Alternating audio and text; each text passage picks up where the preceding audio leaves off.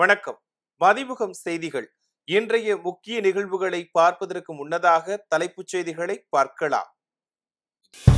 சென்னையில் நடைபெற்று வரும் மழைநீர் வடிகால் பணி நேரில் ஆய்வு மேற்கொண்டார் முதலமைச்சர் மு.க. ஸ்டாலின். கரூர் கூட்ட நெரிசலில் 41 பேர் உயிரிழந்த விவகாரம் சம்பவ இடத்தில் சிறப்பு புலனாய்வு குழுவினர் ஆய்வு. ஸ்பெயினில் நடைபெற்ற கார் பந்தயத்தில் 3ஆம் இடம் பிடித்து அசத்திய நடிகர் அஜித்குமார் அணியினர். துணை முதலமைச்சர் உதயநிதி ஸ்டாலின் வாழ்த்து. டார்ஜிலிங்கில் நிலச்சரிவு மற்றும் பாலம் விபத்து சம்பவங்களால் 14 பேர் உயிரிழப்பு. பிரதமர் மோடி இரங்கல். தமிழ்நாட்டில் அக்டோபர் 11ஆம் தேதி வரை மழை பெய்ய வாய்ப்பு. சென்னை வானிலை ஆய்வு மையம் தகவல். சென்னையில் நடைபெற்று வரும் மழைநீர் வடிகால் பணியை முதலமைச்சர் மு.க. ஸ்டாலின் நேரில் ஆய்வு செய்தார்.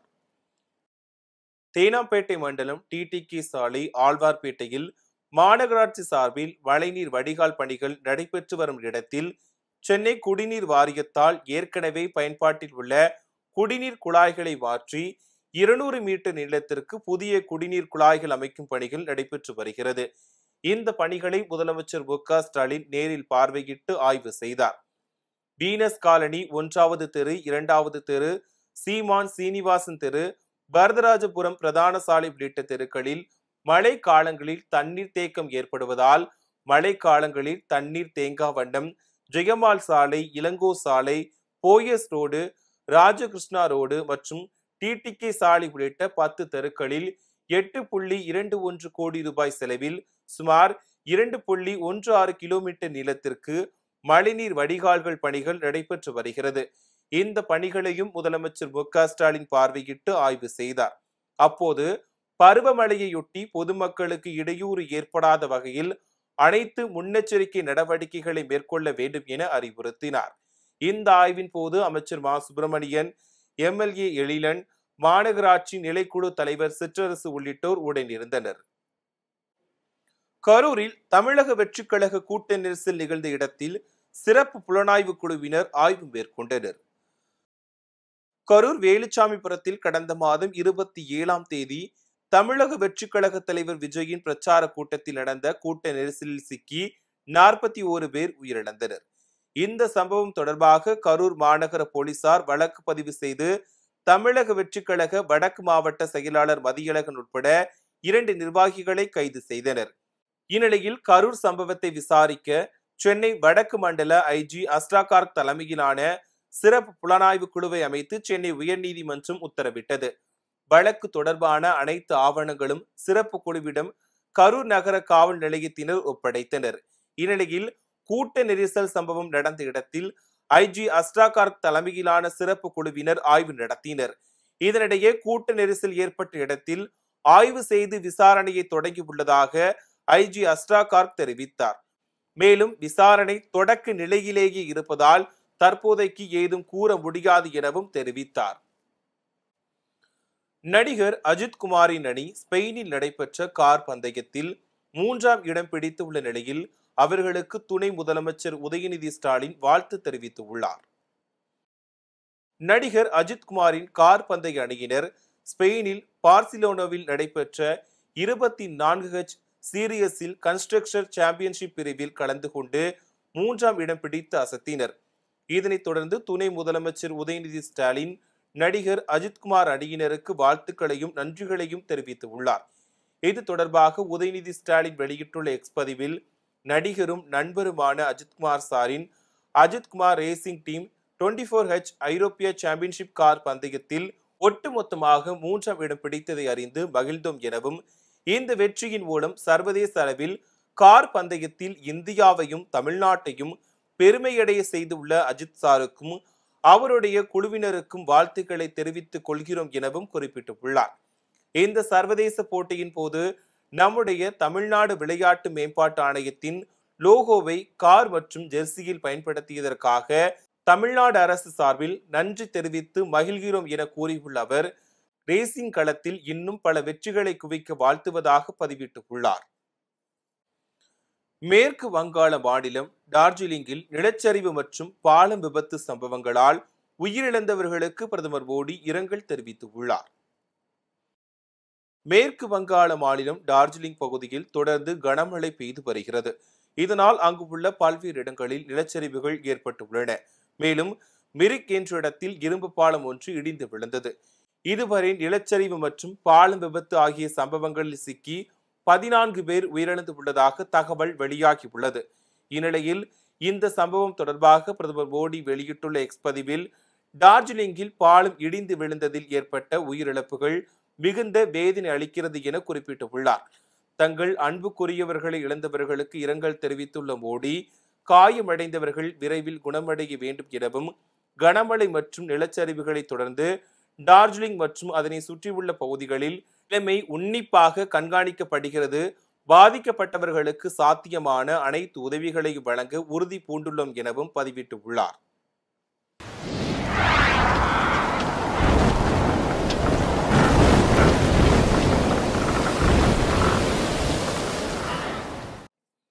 தமிழ்நாட்டில் அக்டோபர் 11ஆம் தேதி வரை மழை பெய்ய வாய்ப்புள்ளதாக சென்னை வானிலை ஆய்வு மையம் அறிவித்துள்ளது. இது தொடர்பாக வானிலை ஆய்வு மையம் வெளியிட்டுள்ள செய்திக்குறிப்பில், தென்மேற்கு பருவமழை தென் தமிழகத்தில் தீவிரமாக இருந்தது எனவும், கடந்த 24 மணி நேரத்தில் தென் தமிழகத்தில் அநேக இடங்களிலும், வட தமிழகத்தில் ஒரு சில இடங்களிலும், புதுவை மற்றும் காரைக்கால் பகுதிகளிலும் வறண்ட வானிலை நிலவியது எனவும் குறிப்பிடப்பட்டுள்ளது. இந்நிலையில் அக்டோபர் 6ஆம் தேதி திருவண்ணாமலை, விழுப்புரம், கள்ளக்குறிச்சி, கடலூர் மாவட்டங்களில் ஓரிரு இடங்களிலும், புதுவையிலும் கனமழை பெய்ய வாய்ப்புள்ளது என தெரிவிக்கப்பட்டுள்ளது. வரும் 11ஆம் தேதி வரை தமிழகத்தில் ஒரு சில இடங்களிலும், புதுவை மற்றும் காரைக்கால் பகுதிகளிலும் இடி மின்னலுடன் கூடிய லேசானது முதல் மிதமான மழை பெய்யக்கூடும் என குறிப்பிடப்பட்டுள்ளது.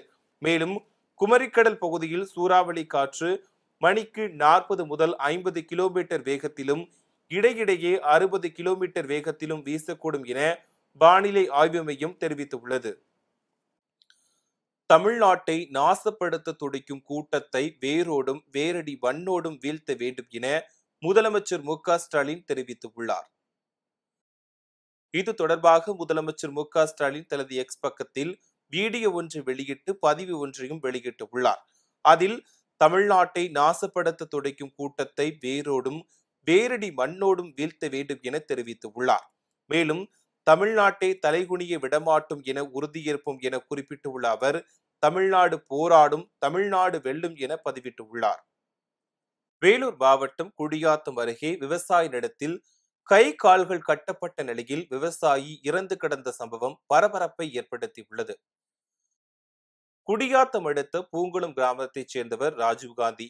இந்நிலையில் இவரை காணவில்லை என அவரது மனைவி மற்றும் குழந்தைகள் தேடி வந்தனர்.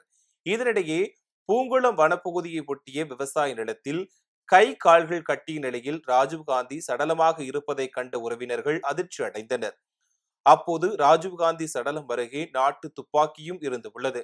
பின்னர் இது குறித்து குடியாத்தம் தாலுகா காவல்துறையினருக்கு தகவல் தெரிவிக்கப்பட்டது.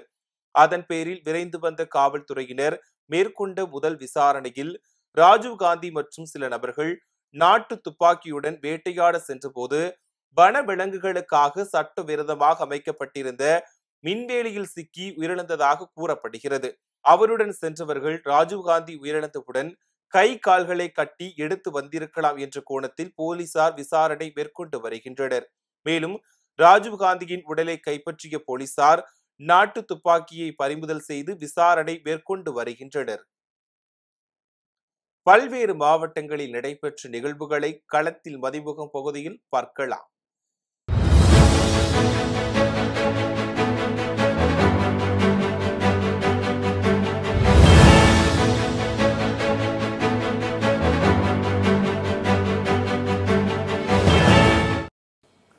கோவையில் விபத்தில்லா வாரம் கடைபிடிக்கப்படுவதை முன்னிட்டு உயிர் அமைப்பு சார்பில் ரன் அண்ட் வாக் நிகழ்ச்சி நடைபெற்றது. நான் உயிர் காவலன் பிரச்சார ஏற்பாட்டாளர்கள் ஒன்றிணைந்து கோவை நேரு ஸ்டேடியம் பகுதியில் நடைபெற்ற இந்த மாரத்தான் போட்டியானது 4 பிரிவுகளாக நடைபெற்றது. மாவட்ட ஆட்சியர் பவன்குமார், கோவை மாநகர காவல் ஆணையர் சரவண சுந்தர் ஆகியோர் துவக்கி வைத்த இந்த போட்டியில் பள்ளி கல்லூரி மாணவர்கள், பொதுமக்கள் என ஏராளமானோர் கலந்து கொண்டனர். புதுக்கோட்டை சிட்டி ரோட்டரி சங்கம், மிட்டவுன் ரோட்டரி சங்கம் மற்றும் பெஞ்ச்மார்க் மெடிக்கல் ட்ரஸ்ட் சார்பில் இலவச மருத்துவ முகாம் நடைபெற்றது. புதுக்கோட்டை திரு இருதய ஆண்டவர் ஆலயத்தில் உள்ள மக்கள் மன்றத்தில் நடைபெற்ற இந்த முகாமில் ஆண்கள் பெண்கள் என 500க்கும் மேற்பட்டோர் கலந்து கொண்டு உடல் பரிசோதனை செய்து கொண்டனர். ராணிப்பேட்டை மாவட்டம் சோளிங்கர் யோக நரசிம்மர் மலைக்கோவிலில் மாதாந்திர பராமரிப்பு காரணமாக வரும் 6 மற்றும் 7ஆம் தேதிகளில் ரோப்கார் சேவை நிறுத்தப்படுகிறது. பணிகள் முடிந்த பிறகு மீண்டும் வழக்கம் போல சேவை தொடங்கும் என கோவில் நிர்வாகம் சார்பில் தெரிவிக்கப்பட்டுள்ளது. செங்கல்பட்டு மாவட்டம் தாம்பரம் ரயில் நிலையத்தில் தானியங்கி பயணச்சீட்டு வழங்கும் இயந்திரத்தை பயணச்சீட்டு அறையில் வைத்து இயக்க SRMU ரயில்வே தொழிற்சங்கத்தினர் கடும் எதிர்ப்பு தெரிவித்துள்ளனர். சென்னை ரயில்வே கோட்ட கமர்சியல் நிர்வாகத்தின் செயல் பொதுமக்களுக்கும் ரயில்வே ஊழியர்களுக்கும் பாதிப்பை ஏற்படுத்துவதாக கூறி SRMU தொழிற்சங்கத்தினர் ஆர்ப்பாட்டத்தில் ஈடுபட்டனர். பொள்ளாச்சியில் காளையை மையப்படுத்தி நடிகர் விமல் நடித்த வடம் திரைப்படத்தின் படப்பிடிப்பு நிறைவு பெற்ற நிலையில் ஆனைமலை மாசாணியம்மன் கோவிலில் விமல் மற்றும் படக்குழுவினர் சாமி தரிசனம் செய்தனர். தொடர்ந்து பொதுமக்களுடன் புகைப்படம் எடுத்துக் கொண்டனர். தொடர்ந்து செய்தியாளர்களை சந்தித்த விமல், காளையை மையப்படுத்தி எடுக்கப்பட்ட திரைப்படம் என்பதால் ரசிகர்கள் மத்தியில் நல்ல வரவேற்பு இருக்கும் என கூறினார். வடமாடு ஜல்லிக்கட்டு அதை பற்றி பேஸ் பண்ண ஒரு திரைப்படம். இந்த படத்தில் மாடு, அதாவது அதோட உண்மையான பேர் சோழன், படத்துக்கு பாண்டிமுனி அப்படிங்கிற ஒரு கதாபாத்திரத்தில் அந்த மாடும் படம் முழுக்க பயணப்பட்டிருக்கு. அதாவது அந்த மாடோட ரொம்ப பழகினதுக்கப்புறம் தான் தெரியுது அந்த மாடு ரொம்ப குழந்த மாதிரி. ஃபஸ்ட்டு நாள் நாங்கள் ஷூட்டிங் முன்னாடியே ஒரு 10 நாள் அந்த மாடோட பழகிறதுக்கான வாய்ப்பு கிடச்சிது. ரொம்ப பழகி இப்போ இந்த 40 நாள் அந்த மாடு இல்லாத நாளே இல்லை ஷூட்டிங். அந்தளவுக்கு அந்த மாடு ரொம்ப ரொம்ப ஒத்துழைப்பு கொடுத்தது. ராணிப்பேட்டை மாவட்டம் சோளிங்கரில் பெய்த மழை காரணமாக கருமாரியம்மன் கோவில் கூட்டு சாலை பகுதியிலிருந்து அரக்கோணம் செல்லும் சாலையில் கழிவு நீருடன் மழை நீரும் தேங்கியுள்ளது. இதனால் வாகன ஓட்டிகள் மற்றும் பொதுமக்கள் பெரிதும் அவதியடைந்தனர். மேலும் துர்நாற்றம் வீசுவதோடு நோய் தொற்று ஏற்படும் அபாயம் உருவாகியுள்ளதால் சேதமடைந்த கால்வாய்களை தூர்வார வேண்டும் என பொதுமக்கள் கோரிக்கை விடுத்துள்ளனர். திருப்பத்தூர் மாவட்டத்தில் கனமழை பெய்த நிலையில் பன்னான்குட்டை பகுதியில் உள்ள ராஜா என்பவரது வீட்டில் இடி மின்னல் தாக்கியது. இதில் வீடு மற்றும் வீட்டில் இருந்த மின்சாதன பொருட்கள் எரிந்து சேதமானது. வீட்டில் திடீரென தீப்பற்றி எரிந்ததால் தூங்கிக் கொண்டிருந்த அனைவரும் அலறி அடித்து வெளியே ஓடி வந்தனர். அலறல் சத்தத்தை கேட்ட அக்கம் பக்கத்தினர் விரைந்து வந்து பற்றி எரிந்த தீயை கட்டுக்குள் கொண்டு வந்தனர். திருவண்ணாமலை மாவட்டம் சேத்துப்பட்டு அருந்ததி பாளையத்தைச் சேர்ந்த ராமமூர்த்தி, முனியம்மாள் தம்பதியின் மகன்கள் யுவராஜ் மற்றும் திசாந்த். இந்நிலையில் இருவரும் வீட்டின் அருகில் உள்ள சேத்துப்பட்டி ஏரியில் மீன்பிடிக்க சென்றபோது நீரில் மூழ்கி பரிதாபமாக உயிரிழந்தனர். இந்த சம்பவம் அந்த பகுதியில் சோகத்தை ஏற்படுத்தியுள்ளது. விருதுநகர் ஸ்ரீ பத்மாவதி தாயார் சமேத ஸ்ரீ சீனிவாச பெருமாள் திருக்கோவிலில் புரட்டாசி 3வது சனிக்கிழமையொட்டி சிறப்பு அலங்கார ஆராதனைகள் நடைபெற்றது. இதில் திரளான பக்தர்கள் கலந்து கொண்டு வழிபாடு நடத்தினர். சென்னை கீழ்கட்டளையில் ஜெயச்சந்திரன் டெக்டைல்ஸ் நிறுவனத்தின் 5வது கிளை சிறப்பாக திறக்கப்பட்டது. தமிழகம் முழுவதும் மக்களின் நம்பிக்கையை பெற்றுள்ள ஜெயச்சந்திரன் நிறுவனம் தற்போது சென்னை கீழ்கட்டளையில் தனது புதிய கிளையை தொடங்கியுள்ளது. ஜவுளி, தங்க நகை மற்றும் வீட்டு உபயோகப் பொருட்கள் என அனைத்தையும் ஒரே இடத்தில் குறைந்த விலையில் வழங்கி வரும் ஜெயச்சந்திரன் டெக்டைல்ஸ் நிறுவனம் ஏற்கனவே டி நகர், தாம்பரம், பள்ளிக்கரணை உள்ளிட்ட 4 இடங்களில் சிறப்பாக செயல்பட்டு வருகிறது. இந்நிலையில் கீழ்கட்டளையில் புதிய கிளையின் திறப்பு விழா நிறுவனத்தின் தலைவர் ஜெயச்சந்திரன் தலைமையில் நடைபெற்றது. இந்த புதிய கிளையை ஜெயச்சந்திரனின் மனைவி ஜெய் ஜானகி, மகன்கள் சுந்தரலிங்கம் மற்றும் சரவணன் சந்திரன் ஆகியோர் ரிப்பன் வெட்டி திறந்து வைத்தனர். தொடர்ந்து செய்தியாளர்களை சந்தித்த இயக்குனர் சரவணன் சந்திரன், தீபாவளி பண்டிகையை முன்னிட்டு அனைத்து வகையான புடவைகள் மற்றும் பொருட்களுக்கு சிறப்பு தள்ளுபடி வழங்கப்பட உள்ளது எனவும், 1 சவரன் தங்க நகை வாங்கும் வாடிக்கையாளர்கள் 4000 ரூபாய் மதிப்புள்ள ஜவுளிகளை இலவசமாக பெறலாம் எனவும் கூறினார். நீங்க மொபைலுக்கு இல்லை, ஒரு பவுன் நகை எடுத்தீங்கன்னா 4 வரைக்கும் துணி ஃப்ரீயா எடுத்துக்கலாம். 1000 ரூபாய்க்கு மினிமம் 1000 rupees. சுந்தர் ஜெயச்சந்திரன். இந்தோனேஷியாவில் மதப்பள்ளி கட்டிடத்தின் மேற்கூரை இடிந்து விழுந்த விபத்தில் உயிரிழந்தவர்களின் எண்ணிக்கை 37ஆக உயர்ந்துள்ளது. இந்தோனேஷியாவின் கிழக்கு ஜாவா மாகாணமான சிடோர்ஜோ நகரில் அல் ஹொசின் இஸ்லாமிய மதப்பள்ளி அமைந்துள்ளது. இந்த பள்ளியில் 500க்கும் மேற்பட்ட மாணவர்கள் மதப்பாடம் பயின்று வந்தனர். இந்நிலையில் கடந்த மாதம் 29ஆம் தேதி வழக்கம் போல் நூற்றுக்கணக்கான மாணவர்கள் தொழுகையில் ஈடுபட்டு கொண்டிருந்த போது திடீரென பள்ளி கட்டிடத்தின் மேற்கூரை இடிந்து விழுந்து விபத்துக்குள்ளானது. இதில் மாணவர்கள் பலர் கட்டிட இடிபாடுக்குள் சிக்கிக் கொண்டனர். இது குறித்து தகவல் அறிந்து சம்பவ இடத்திற்கு வந்த தீயணைப்பு மற்றும் மீட்பு குழுவினர் மீட்பு பணியில் ஈடுபட்டனர். இந்நிலையில் இந்த விபத்தில் சிக்கி உயிரிழந்தவர்களின் எண்ணிக்கை 37ஆக அதிகரித்துள்ளது. மேலும் காயமடைந்தவர்கள் மருத்துவமனையில் சிகிச்சை பெற்று வருகின்றனர். மாயமான 50க்கும் மேற்பட்டோரை மீட்கும் பணி தொடர்ந்து நடைபெற்று வருகிறது. இதனால் உயிரிழப்பு எண்ணிக்கை அதிகரிக்கும் என அஞ்சப்படுகிறது. மீண்டும் தலைப்புச் செய்திகள். சென்னையில் நடைபெற்று வரும் மழைநீர் வடிகால் பணி நேரில் ஆய்வு மேற்கொண்டார் முதலமைச்சர் மு.க. ஸ்டாலின். கரூர் கூட்ட நெரிசலில் 41 பேர் உயிரிழந்த விவகாரம் சம்பவ இடத்தில் சிறப்பு புலனாய்வு குழுவினர் ஆய்வு. ஸ்பெயினில் நடைபெற்ற கார் பந்தயத்தில் 3ஆம் இடம் பிடித்து அசத்திய நடிகர் அஜித்குமார் அணியினர். துணை முதலமைச்சர் உதயநிதி ஸ்டாலின் வாழ்த்து.